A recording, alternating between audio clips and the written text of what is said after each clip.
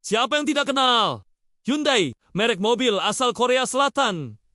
Ini sudah mendunia. Tapi, tahukah Anda, siapa sosok luar biasa di balik raksasa otomotif ini? Kisahnya bukan sekadar cerita bisnis, tapi sebuah pelajaran tentang ketekunan, kegigihan, dan impian yang tak pernah padam. Ini adalah kisah Chung Ju-young, seorang anak petani miskin yang membangun salah satu perusahaan terbesar di dunia dari nol. Lahir pada tahun 1915 di sebuah desa kecil di Korea Utara, Chung Jung tumbuh dalam kemiskinan. Ia adalah anak tertua dari 7 bersaudara. Ayahnya seorang petani. Dan sejak kecil, Chung sudah terbiasa bekerja keras di ladang. Namun, di dalam hatinya, ia menyimpan mimpi besar. Ia tidak ingin menghabiskan seluruh hidupnya sebagai petani. Ia mendambakan kehidupan yang lebih baik.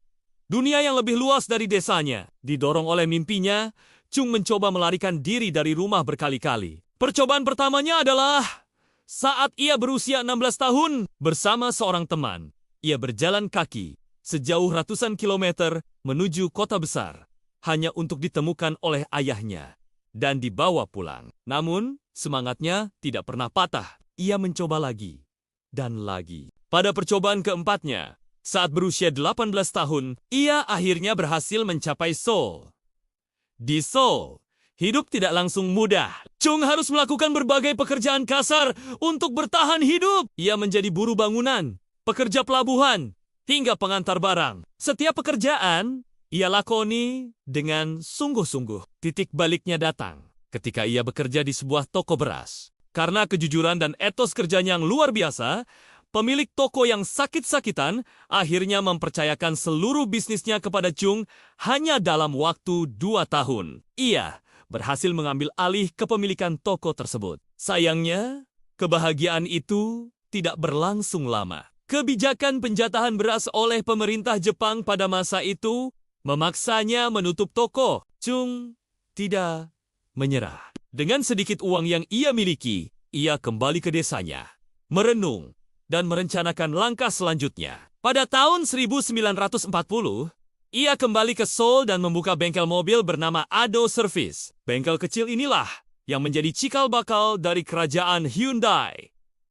Bengkelnya berkembang pesat. Dalam 3 tahun, jumlah karyawannya meningkat dari 20 menjadi 70 orang. Namun lagi-lagi, tantangan datang. Pemerintah kolonial Jepang memaksa bengkelnya untuk bergabung dengan pabrik baja lokal. Sekali lagi, Chung kehilangan bisnis yang ia bangun dengan susah payah.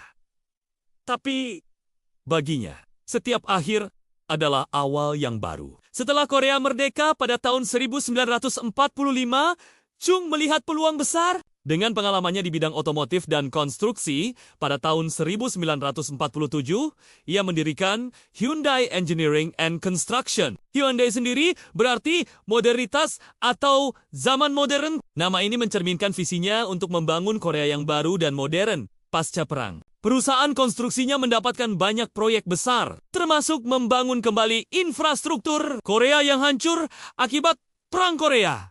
Salah satu proyek paling legendaris adalah pembangunan jembatan Goryeo. Saat itu, inflasi meroket dan membuat proyek merugi besar. Banyak yang menyarankan untuk berhenti.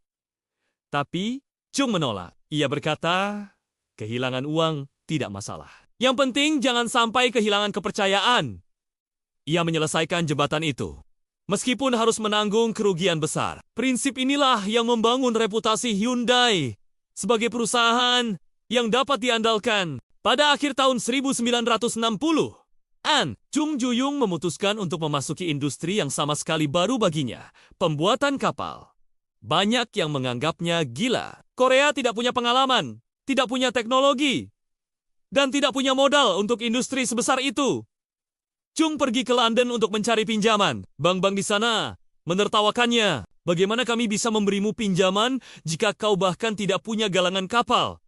Tanya seorang bankir. Dengan cerdik, Chung mengeluarkan uang koin 500 won Korea dari sakunya. Di uang koin itu, ada gambar kapal kora-kora legendaris dari abad ke-16 yang digunakan untuk mengalahkan invasi Jepang. Chung berkata, nenek moyang kami sudah membuat kapal berlapis baja sejak 500 tahun yang lalu. Kami punya semangat itu dalam darah kami.